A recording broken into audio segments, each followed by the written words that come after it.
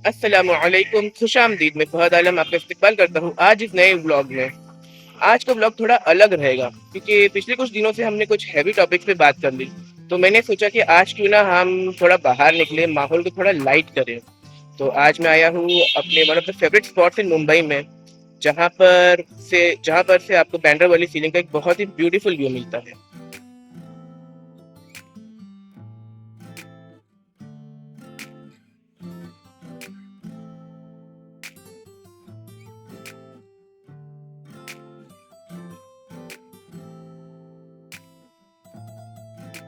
तो पिछले कुछ व्लॉग्स में हमने कुछ हैवी टॉपिक्स ली, और जो लास्ट वीडियो था उसमें मैंने बात किया हेट के ऊपर। और हेट पर बात करने की वजह ये थी कि उससे पिछले दो व्लॉग्स में मैंने कुछ ऐसे केसेस पढ़े जो मुझे इस बात पर सोचने पे मजबूर कर दिया कि हेट क्यों है इतना दुनिया में। तो इसीलिए मैंने वो लास्ट व्लॉग बनाया। इतना सारा हैवी टॉपिक्स हो गया तो मैं सोचा कुछ ब्रेक ले लेना चाहिए, और ब्रेक की क्या इंपॉर्टेंस है लाइफ में वो हम यहाँ पे आपको आज के ब्लॉग में मैं डिस्कस करते जाऊँगा, और साथ ही साथ आपको मुंबई के अलग अलग प्लेसेस भी दिखाते जाऊँगा। तो रिक्लेमेशन के बाद अब मैं हूँ बैंड्रा फोर्ट पर, और यहाँ पर हमें सीलिंग का एक बैक व्यू मिलता है, आप ये देख सकते हैं।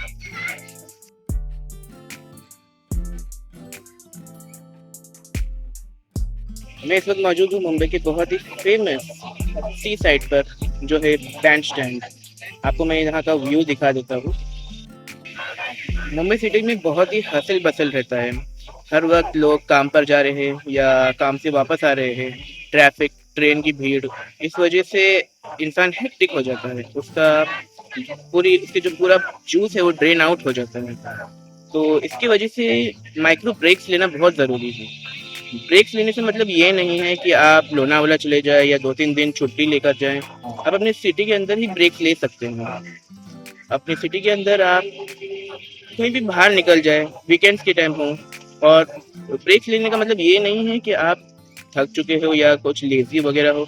ब्रेक का मतलब ये होता है कि आप रिफ्यूलिंग के लिए बाहर जा रहे हो। Taking breaks isn't quitting, it's refuelling.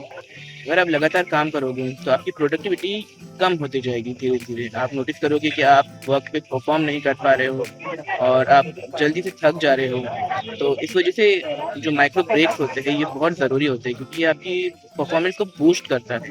और जब आप काम पर वापस जाओगे तब आप फास्ट काम करोगे, आप स्मार्ट काम करोगे, आपकी मिस्टेक्स कम होती जाएगी। ये आप खुद नोटिस करोगे जब आप ऐसे छोटे ब्रेक्स के बाद वापस काम पर रेज्यूम करोगे। अगर आप कंटिन्यूसली वर्क करते जाते हो तो आपकी मेंटल हेल्थ पर भी बहुत ज़्यादा अफेक्ट पड़ता है। आपकी परफॉर्मेंस लो होती जाती है क्योंकि आप स्ट्रेस और एंग्जाइटी बिल्डअप करते हो। इस वजह से आपको एक छोटा ब्रेक लेना बहुत ज़रूरी होता है, जो आपकी मेंटल हेल्थ के लिए बहुत फ़ायदेमंद होता है और आपको एक बूस्ट देता है आपके काम में। और इस वजह से स्ट्रेस और एंग्जाइटी भी दूर हो जाती है। अगर आप रेगुलरली काम कर रहे हो तो आपके जो क्रिएटिव जूस है वो ख़त्म हो जाता है, आपको क्रिएटिव ब्लॉक आ जाता है और आप रेगुलरली क्रिएटिव आइडियाज़ नहीं जनरेट कर पाते हो। इसके लिए आपको एक माइक्रो ब्रेक लेना बहुत ज़रूरी होता है, जिस वजह से आपको नई आइडियाज़ आती है। उस आइडिया की वजह से आपका ओवरऑल परफॉर्मेंस बूस्ट होता है, क्रिएटिविटी एनहांस होती है। और यहाँ पे मैं एक ये बात भी ऐड करना चाहूँगा कि आपको आइडियाज़ काम पर नहीं आते, आपको आइडियाज़ काम से हटकर आते हैं। अगर आप कहीं बाहर हो या कुछ और कर रहे हो तब आपको आइडियाज़ क्लिक होते हैं। When the mind relaxes it connects dots more freely. जब आप रेगुलरली वर्क करते हो तो मेंटल हेल्थ के साथ साथ आपकी फिजिकल हेल्थ पे भी बहुत अफेक्ट पड़ता है। बहुत सारे लोगों को सर्वाइकल पेन के इशू होते हैं, और क्योंकि आपका पोस्चर प्रॉपर नहीं रहता है, कंप्यूटर कंटिन्यूसली स्क्रीन को देखने की वजह से आइज में स्ट्रेन होता है और उनका पोस्चर बराबर नहीं होता है, और वो कंप्यूटर पे लीन मतलब देखते हैं तो उनकी स्पाइन प्रॉपर स्ट्रेट नहीं रहती। इस वजह से बहुत सारे फिजिकल हेल्थ के भी प्रॉब्लम्स आते हैं। एक छोटा सा ब्रेक लेने से उनका चेंज ऑफ एनवायरनमेंट होता है और वो बाहर जा सकते हैं और थोड़ा स्ट्रेच एंड ऑल कर सकते हैं, और उसकी वजह से उनकी फिजिकल हेल्थ भी इंप्रूव होती है।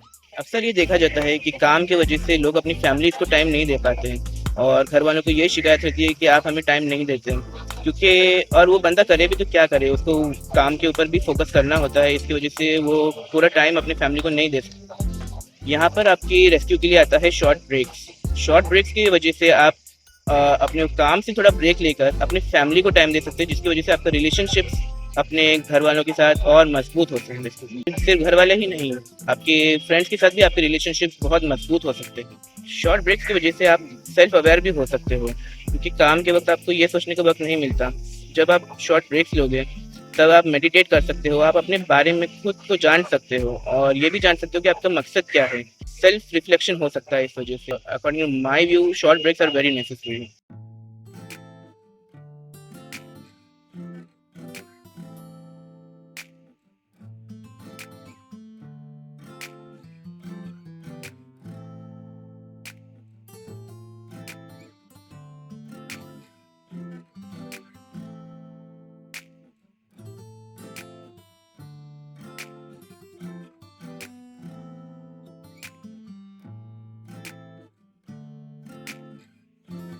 तो ये तो हो गई कुछ ब्रेक्स की बात। तो हम भी अपने व्लॉगिंग से थोड़ा ब्रेक लेकर अभी एक ऐसी जगह पर जाएंगे जहाँ पर मैं आया करता था अपने कॉलेज फ्रेंड्स के साथ सैंडविच खाने, और यकीन मानिए वहाँ का सैंडविच आज भी वैसा ही टेस्ट करता है जैसा वो उस वक्त करता था। बड़ा ही खूबसूरत नारियल पानी का स्ट्रक्चर बनाया हुआ है यहाँ पर, और वो आप वहाँ पर देख सकते हैं शाहरुख खान का बंगला है। किंग खान वैसे अभी इसमें नहीं रह रहे हैं क्योंकि कुछ रेनोवेशन का काम चालू है।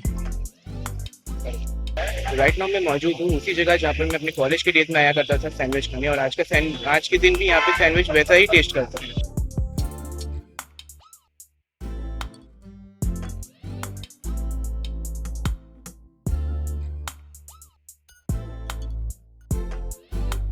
आपका नाम क्या है? ऋषभ शर्मा। आप कब से काम कर रहे हो यहाँ पर? मेरे को 4 साल हो गए।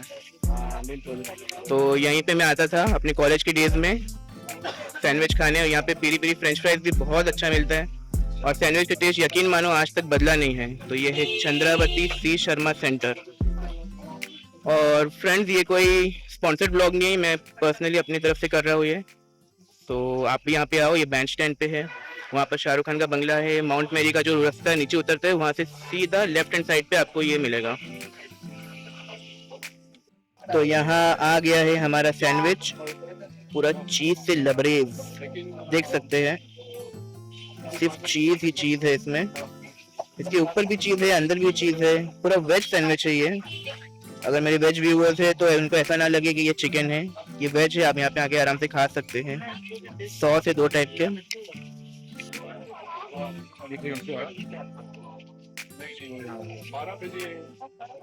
अरे वाह, यहाँ पर हमारी पेरी पेरी फ्रेंच फ्राइज भी आ गई है। बहरहाल हम वापस सैंडविच की तरफ देखते हैं अंदर क्या क्या है। ओके, ये सब सब्जी है, टमाटर है, तो चिकन नहीं है, ये वेज है। तो it's time to enjoy the meal. बिस्मिल्लाहिर्रहमानिर्रहीम।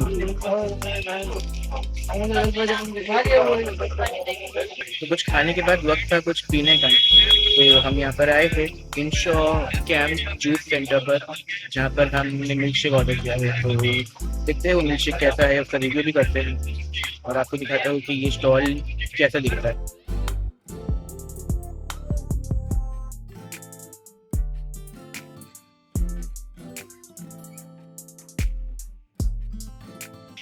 तो अब यहाँ पे आ चुका है मेरा चॉकलेट मिल्क शेक, और अब हम देखेंगे इसको। देख सकते हैं कि कितने अच्छी तरीके से डेकोरेट करके दिया हुआ है। टेस्ट करके बताता हूँ कि ये कैसा है। डिलीशियस। आपको पता है इस मिल्क शेक की खासियत क्या है? इसके साथ चोको चिप्स भी आ रहे हैं, तो वो टेस्ट में और ऐड कर रहा है। तो इसलिए इट्स रियली डिलीशियस। हमारे ये छोटे फ्रेंड के लिए भी मैंने कुछ लेके आया हूँ। Come on.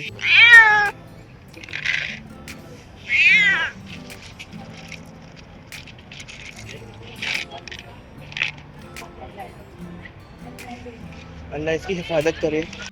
तो ये था हमारा आज का ब्लॉग, और आज हमने मुंबई की बहुत ही प्रोमिनेंट जगहों को विजिट किया, पैंड्रा बैंड स्टैंड और रेक्लेमेशन, और साथ ही साथ हमने बहुत काम की भी बातें की।